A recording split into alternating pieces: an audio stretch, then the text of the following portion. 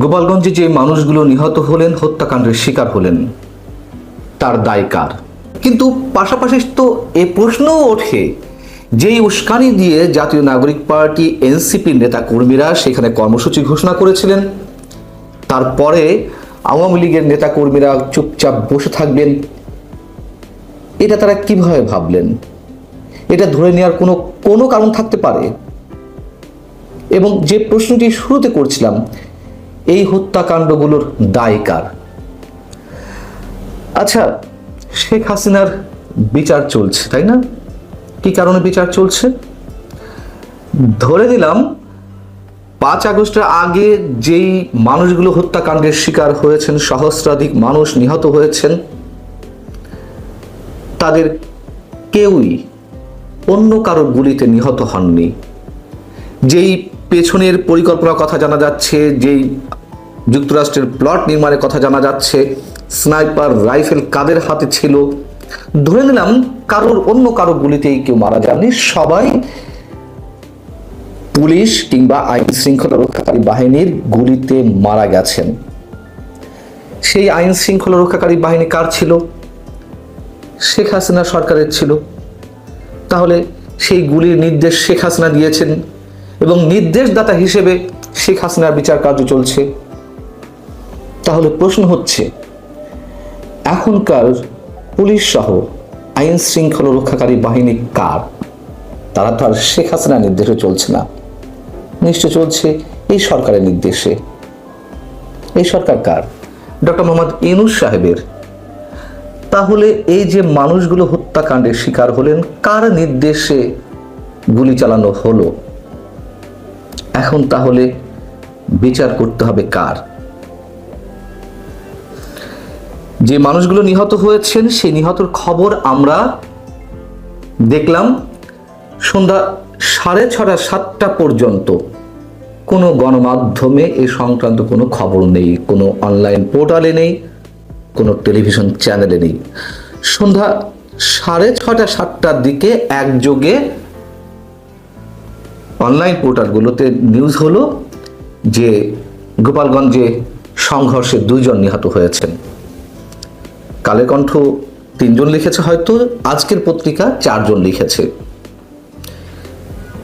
আমরা যেটুকু খবর পাচ্ছি, নিহতের সংখ্যা সম্ভবত এর চেয়ে আরো অনেক বেশি। দুপুর থেকেই সংবাদ পাচ্ছিলাম যে কতজন নিহত হয়েছেন, কতজন আহত হয়েছেন, কিন্তু সেই 3টা 3:30 4টা থেকে কোনো গণমাধ্যমে কোনো খবর ছিল না। এতগুলো মানুষের দায়ভার, হত্যাকাণ্ডের দায়ভার কার? এবং কেউ কেউ হয়তো প্রশ্ন করতে পারেন, শুরুতে বলছিলাম যে আওয়ামী লীগ সন্ত্রাসী কর্মকাণ্ড ঘটিয়েছে বা ঘটাচ্ছিল, তাহলে কি পুলিশ বসে থাকবে? গুলি তো তাকে করতেই হবে। তাহলে তো শেখ হাসিনার ক্ষেত্রেও একই কথা প্রযোজ্য হতে পারে। 5 আগস্টের আগে যে সারা দেশের বিশৃঙ্খলা, যে অরাজক পরিস্থিতি, তার নিয়ন্ত্রণের জন্য শেখ হাসিনা গুলি করার নির্দেশ দিয়েছেন। যদি দিয়ে থাকেন, যুক্তির খাতিরে তাই আসে। এবং ঠিক একইভাবে তখন মেট্রো রেলে আগুন দেওয়া, বিটিভি ভবনে আগুন দেওয়া, যে ভাঙচুর, এবং সেগুলো তো এখন স্বীকারোক্তি সরাসরি এনসিপি, জাতীয় পার্টি, শিবিরের নেতারা দিচ্ছেন, জামাতের নেতারা দিচ্ছেন। পুলিশ হত্যা করে ঝুলিয়ে রাখার কৃতিত্ব নিয়ে প্রতিযোগিতা চলছে। তাহলে শেখ হাসিনা তখন গুলি নির্দেশ দিয়েছিলেন, যদি দিয়ে থাকেন, তাহলে তো অপরাধ কিছু করেননি, তাহলে তার কেন অপরাধ, মানে তার বিচার হবে? আর যদি বিচার হতেই হয়, তাহলে 16ই জুলাই যে হত্যাকাণ্ডগুলো ঘটলো, আমরা স্পষ্ট দেখলাম যে গুলি করা হচ্ছে আইন শৃঙ্খলা রক্ষাকারী বাহিনীর পক্ষ থেকে। বিচার কি হবে এইগুলোর? যেমনটি আমরা প্রশ্ন তুলেছিলাম 16ই জুলাই, ঠিক 2024-এ আজকের এই দিনটিতে আবু সাইদ হত্যাকাণ্ডের শিকার হয়েছিলেন, তাকে পুলিশ গুলি করছে, রাবার বুলেট ছুটছে, তখন তো আমরা পুলিশের বিচার দাবি করেছিলাম। এবং সেই বিচারের সূত্র ধরে, মানে দাবির সূত্র ধরে শেখ হাসিনার বিচারও অনেকে করছিলেন। সরকার একটি বিবৃতি দিয়েছে ঠিক 5 আগস্টের আগে শেখ হাসিনার সরকারকে যেভাবে দায়ী করা হয় যে এইভাবে মানুষ মরছে, সেই সম্বন্ধে একটি কথাও উল্লেখ করা হচ্ছে না সরকারের বিবৃতিতে। শুধু মেট্রো রেল কিংবা বিটিভি ভবনে গিয়ে শেখ হাসিনা কাঁদছেন। তাও তো সেখানে আবু সাইদের কথা উল্লেখ করেছিলেন তিনি যখন সম্ভবত বিটিভি ভবনে গেলেন ক্ষতিগ্রস্ত বিটিভি ভবন পরিদর্শন করতে। কিন্তু সরকার যে বিবৃতিটি দিয়েছে সেখানে তো এই হত্যাকাণ্ড নিয়ে একটি শব্দও নেই। যারা নিহত হয়েছেন তাদের উদ্দেশ্যে কিছু বলেনি। কি বলা আছে সংক্ষেপে যদি একটু বলি, গোপালগঞ্জে যে সহিংসতা সংঘটিত হয়েছে তা সম্পূর্ণরূপে নিন্দনীয় ও অমার্জনীয়। শান্তিপূর্ণভাবে 1 বছর আগের বিপ্লবী আন্দোলনের বার্ষিকী পালন করতে আসা তরুণ নাগরিকদের উপরে এমন হামলা তাদের মৌলিক অধিকার হরণের শামিল। এনসিপি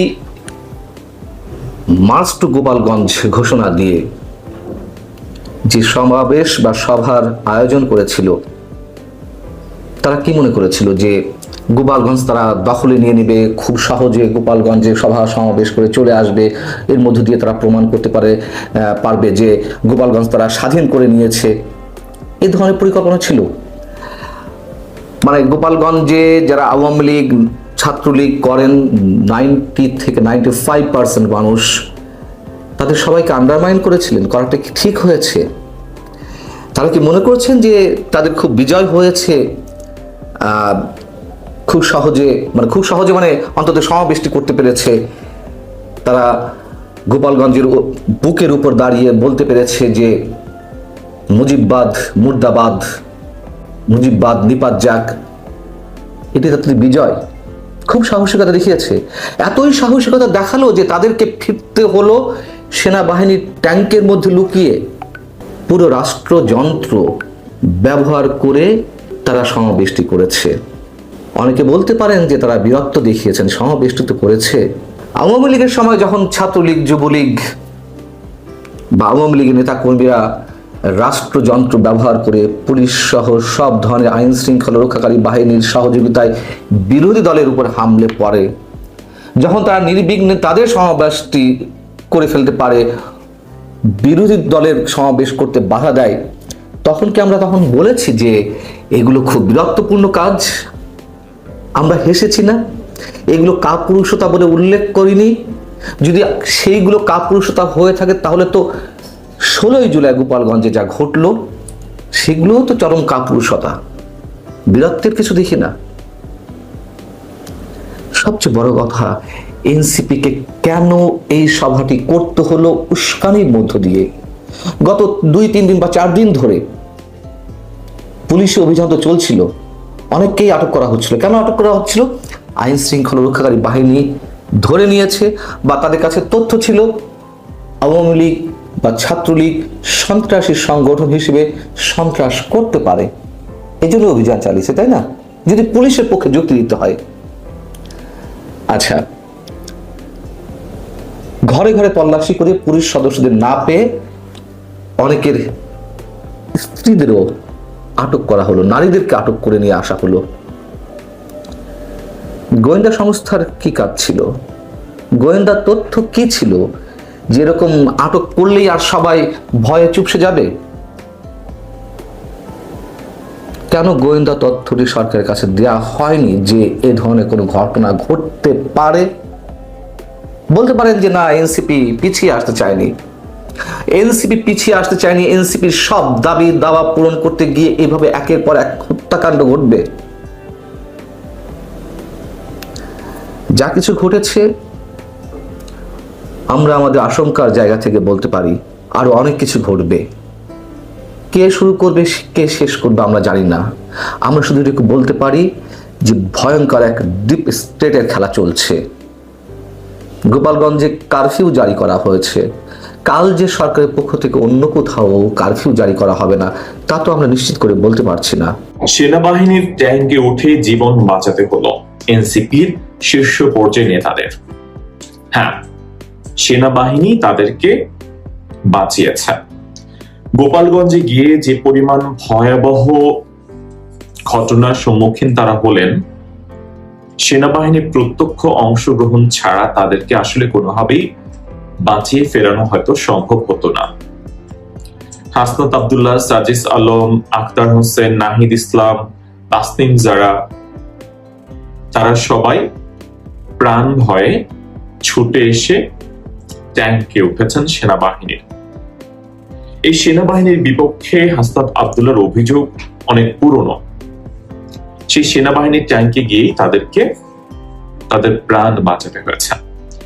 গোপালগঞ্জে গিয়ে বাংলাদেশের নামক রাষ্ট্রটি যিনি সৃষ্টি করেছেন শেখ মুজিবুর রহমান, তার সমাধি সৌধ থেকে শুরু করে নানান কিছু নিয়ে নানান ধরনের উত্তেজনাকর কথাবার্তা সোশ্যাল প্ল্যাটফর্মগুলোতে চলছিল, এবং কিছু কিছু তাদের হয়তো ভেরিফাইড নয়, তাদের নামে চলা আইডি থেকেও নানান ধরনের উস্কানিমূলক কথাবার্তা চলছিল। স্বাভাবিকভাবে 5 ফেব্রুয়ারি ধানমন্ডি 32 নম্বরের বঙ্গবন্ধুর সে বাড়ি, যদিও সেটি রাষ্ট্রীয় সম্পত্তি এখনো, সেটি যেভাবে উৎসব করে ভাঙচুর করে ফেলা হলো বুলডোজার দিয়ে। এরপরে গোপালগঞ্জের এই ঘটনায় স্বাভাবিকভাবে অনেকের আশঙ্কা তৈরি হয়েছে, হয়তোবা বঙ্গবন্ধু সমাধি সৌধে কোনো ধরনের গোলযোগ তৈরি হয় কিনা। স্বাভাবিকভাবেই এই ভয়, এই আশঙ্কা মানুষের মধ্যে তৈরি হওয়াটাই স্বাভাবিক। কারণ জুলাই পদযাত্রা যদি শুধুমাত্র পদযাত্রা হতো এনসিপি, এটার নাম বা শিরোনাম পরিবর্তন হয়ে মার্চ টু গোপালগঞ্জ হতো না। কেন এটি মার্চ টু গোপালগঞ্জ হয়ে গেল? জুলাই পদযাত্রা গোপালগঞ্জে গিয়ে কেন? এই প্রশ্নের উত্তর কি এনসিপি শীর্ষ পর্যায়ের নেতৃত্ব যারা রয়েছেন তারা কি দিবেন? কেন সেটি মার্চ টু গোপালগঞ্জ হলো? জুলাই পদযাত্রা গোপালগঞ্জ এটা কেন হয়নি, যেটা অন্যান্য জেলার ক্ষেত্রে হয়েছে? এটি রাজনৈতিক দল, নবগঠিত রাজনৈতিক দল, তারা মানুষের সঙ্গে তাদের সংযোগ সৃষ্টি করার জন্য, তারা দেশের পরিবর্তনে, দেশের সমস্যা নিরসনে কি কি ধরনের পদক্ষেপ তারা নিতে চান সেগুলো তারা জনগণকে জানানোর জন্য তারা পদযাত্রা কর্মসূচি তারা পালন করতেই পারেন, খুব স্বাভাবিক। তারা সেটি করেছেন এর আগে, এবং এটি সুস্থ ধারার রাজনীতির চর্চা, এটি তো হওয়া উচিত। আমি একটি রাজনৈতিক দল গঠন করেছি, আমার কিছু মতাদর্শ রয়েছে, আমি দেশের জনগণের জন্য এই সেক্টরে কাজ করতে চাই, এই পদক্ষেপ আমি নিতে চাই, খুব স্বাভাবিক এটি। সেটিতেও চলছিল। সেটি গোপালগঞ্জে গিয়ে কেন সেটি মার্চ টু গোপালগঞ্জ হলো? সেখানে গিয়ে এইভাবে তারা লাঞ্ছিত হলেন, বিনিময়ে কতগুলো তাজা প্রাণ ঝরে গেল। এই তাজা প্রাণগুলো ঝরে যাওয়ার দায়িত্ব কার? দায় কার? কে নেবে এ দায়? একটা প্রবাদ রয়েছে না, রাজায় রাজায় যুদ্ধ করে উলুক হাগরা প্রাণ যায়। এদেশে আসলে যারা খুব আমাদের মতো সাধারণ মানুষ, তাদের আসলে দেশের প্রতি, আমরা আসলে দেশের কিছু না, আসলে দেশের মালিক বলা হয় না জনগণ, আমরা আসলে মালিক নই, আমরা জনগণ, আমরা দেশের প্রজা, আমরা মালিক নই। তারা যুদ্ধ করবে, ক্ষমতার যুদ্ধ, একজনকে দমিয়ে রাখার যুদ্ধ, ভাঙচুরের যুদ্ধ, মাঝখান দিয়ে প্রাণ হারাবে গরিব মেহনতি সাধারণ মানুষ। জুলাইয়ে আমরা যেটা দেখেছি, বিগত জুলাইয়ে কত মানুষ প্রাণ হারিয়েছেন, যারা আহত হয়েছেন জুলাইয়ে অনেকেই কাতরাচ্ছেন, অনেকের চিকিৎসা হচ্ছে না। জুলাই ফাউন্ডেশন অনেকেই তালা লাগিয়ে দিচ্ছেন।